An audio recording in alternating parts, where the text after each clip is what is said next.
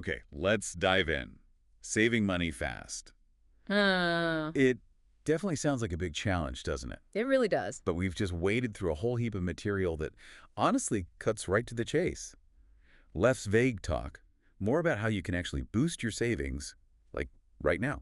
That's exactly it. Our deep dive, it looked at insights from discussions focused purely on, practical, actionable tips, stuff to speed up your savings journey. No fluff. No fluff at all, just steps you can actually take. And our mission here is pretty simple.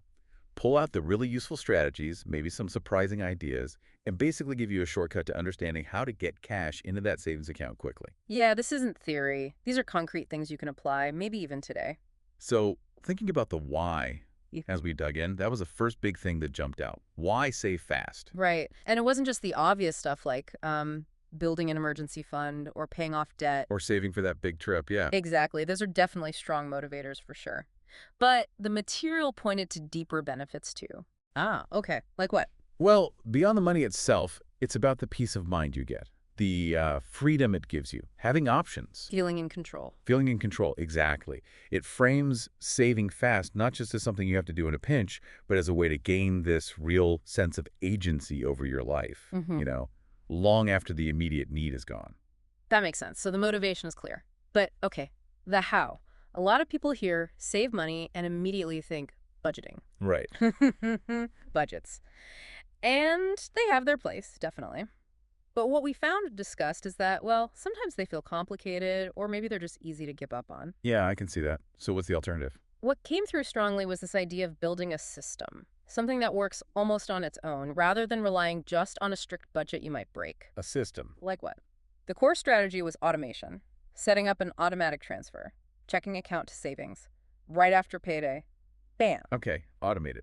And does the amount matter much at first? The material mentioned starting small, like maybe €500 a week or something. Yeah.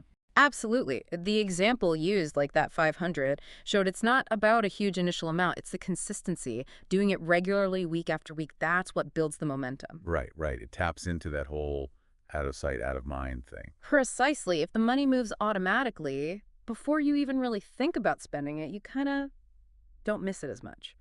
And it just grows without you fighting willpower battles every single day. Okay, so the system, the automation, that's foundational. What's the next big thing discussed for like actively cutting back spending? Quickly. Right. So beyond just automating, the next really powerful tactic was more like a short, sharp shock to your habits. They called it the 7-day challenge. Ooh, okay. A 7-day challenge. Tell me more. Just a week. Just 1 week. The idea is you cut all non-essential spending for that period. Right. Intense, right? All non-essential. Wow. So like no coffees out, no takeaway lunches, no... Exactly. Pack your lunch, skip the impulse buys online, all of that. Just for 7 days. That sounds pretty tough. It's designed to be a bit tough, yeah. But the main goal isn't just saving the cash during that specific week, though that's a bonus. It's more about forcing a period of reflection. Reflection. How so? After the 7 days, you look back and really think, okay, what did I genuinely miss? And maybe even more revealingly, what did I cut out that I didn't even notice was gone? Ah, I get it. So it highlights those unconscious spending habits. That's actually really clever. It is. And even just that short burst, it can add up, right? The material gave an example if you save, say, €200 a day by cutting those little things. That's your 1,400 in just 1 week. Exactly. Real money you can immediately stash away just from a 1-week habit reset. Okay, tackling spending habits directly is key. What about finding quick cash from stuff you already own? Was that covered? Oh, yeah, definitely. That's a really popular one. Selling your unused items. We all have that stuff, don't we? Guilty.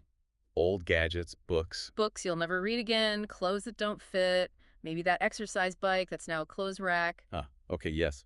The deep dive really highlighted this as a surprisingly effective way to generate cash fast. And did it suggest, like, how to sell it? Specific places? Yeah, it mentioned using common online platforms, apps like OLX or maybe Facebook Marketplace, easy to access. And the potential payoff. It can be pretty significant. The discussion suggested people can realistically make, say, 10,000 deposit or even more, sometimes just in a weekend, clearing out clutter. Wow, 10,000 from old stuff. That's actually a lot. I think I know where my old PS4 is. See, that old PS4 isn't just taking up space, it's potential fast cash you can convert straight into savings. Okay. So automate savings, cut spending with a challenge, sell unused stuff. What about the other side? earning more. Yes. This was a really critical piece. Saving fast isn't only about cutting back, it's also about boosting the money coming in. Right, but most people have jobs already, right? Time is tight. Totally understood. But the material explored options for adding income on the side without needing a full-blown second job. Like side hustles. Exactly. Things like freelancing for just a few hours a week, maybe using a skill you already have, or doing part-time deliveries, food or groceries, even creating and selling a small digital product online. Interesting. Like the example of someone good at video editing, doing a few small gigs. Precisely that. Using a skill like video editing on the side. The main point was that even an extra, say, 5,000 or 10,000 a month, maybe more, Yeah. from something on the side makes a huge difference when you're trying to save fast. Yeah, that would definitely speed things up compared to just cutting costs. Dramatically. Okay, so we've got these different tactics. Automating, cutting, selling, earning. How do you actually keep track of it all? Know if it's working, see where the money's really going.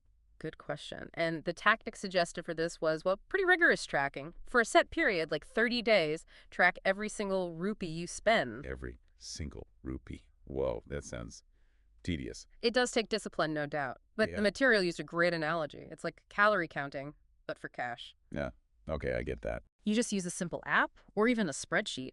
Log every expense, no matter how small. Coffee, bus fare, everything. And the benefit of doing all that meticulous tracking, why bother? It completely removes the mystery. You know how people say, I have no idea where my money goes? Yeah, all the time. Tracking tells you exactly where it goes, down to the last rupee.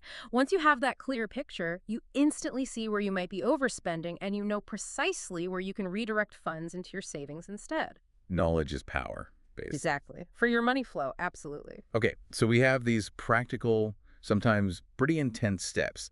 Did the deep dive uncover any, like, psychological tricks? Yeah. Ways to make saving feel less like pulling teeth? Huh.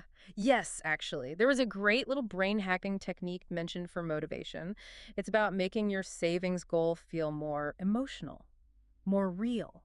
How do you do that? The trick is simple. Rename your savings accounts. Instead of just savings account, give it a name that means something personal to you.